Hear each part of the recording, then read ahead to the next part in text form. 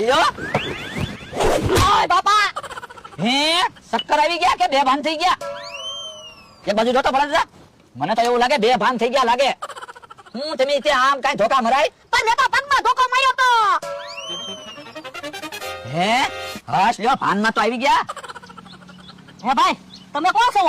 હું ભોળા દાદા ઈ કોણ ભોળા દાદા જો બોલો તમે ધોકો માર્યો ને એમાં તો યાદદાસ્ત વહી ગઈ લાગે પણ મેં તો પગમાં ધોકો માર્યો માથામાં ક્યાં ધોકો માર્યો પણ બધા કે ને પગની નસું મગજમાં આવે અને મગજની નસું પગમાં આવે ઈ હાસું તો હું કઈ આમ ધોકો મરાય તમે જોવો તો ખરા ઓળખતાય નથી હે ભાઈ તમે કોણ છો મને નથી ઓળખતા ના ના હું બકુલભાઈ બકુલભાઈ ઈ કોણ જો બોલો મને નથી ઓળખતા એ તો હવે શું થશે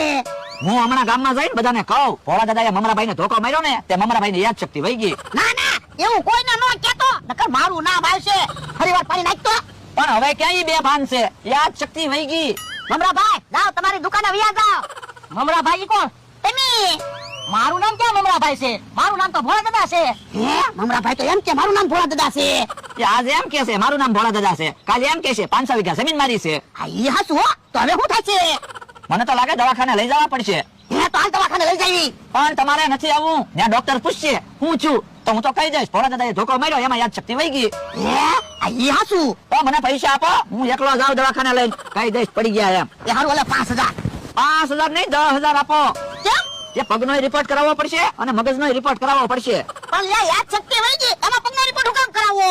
તમે ધોકો ક્યાં માર્યો પગમાં આ તો પગનો રિપોર્ટ કરાવવો જ પડે ને મેં તમને પહેલા તો કીધું પગની નસું મગજમાં આવે અને મગજની નસું પગમાં આવે એ હારું ઓલા 10000 હાલો દવાખાને જવાનું છે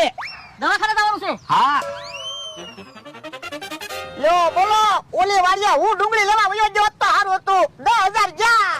લ્યો 10000 આવી ગયા તો હું આપણે ઉસીના પૈસા લેવા ગયા હોત ને તો નો આપે આમ કેવા 10000 રૂપિયા આપી દીધા પણ બી ગયા તા એટલે 10000 આપ્યા એને એમ જ લાગ્યું હાસુન મમરાભાઈને યાદ શક્તિ વહી ગઈ હા બુદ્ધિ વગરના છે એને કઈ ખબર નથી પડતી પગમાં ધોકો મારવાથી યાદ શક્તિ થોડી જાય એ હારું છે બુદ્ધિ નથી આપણે તો પૈસા આવ્યા કરે આ ઈ હાસુ હે કઈ બોલતા નહીં હું બકુલભાઈ મમરાભાઈ ઉભા એમને હા અને તું શું લઈ આવ્યો એ ઓલી વાડિયા ડુંગળી લેવા ગયો તો મેં કીધું દરરોજ ડુંગળીનું શાક બનાવી તો ભોળા દાદાને બકાલાના પૈસા તો બસે હા ઈ હાસું પૈસા બસાવજો હો એ હવે વાતું નથી કરવી મને વજન લાગ્યો બકુલભાઈ ભોળા દાદાનો માણસ ભોળા દાદાને કઈ નહીં દે ને હવે ભલે ને કહી દે આપણે પૈસા તો આવી ગયા આ ઈ હાસુ ઈ મારો માણસ આવ્યો જલ્દી હાલ ને મને ક્યાંય ગમતું નથી કેમ એ તું ઓલી વાડિયા ડુંગળી લેવા ગયો પછી બકુરો મમરાભાઈ આવ્યા મમરાભાઈ મારી મસ્તી કરતા હતા મેં એના પગમાં ધોકો માર્યો એની યાદ શક્તિ વહી ગઈ કોઈ તો ઓળખતા નથી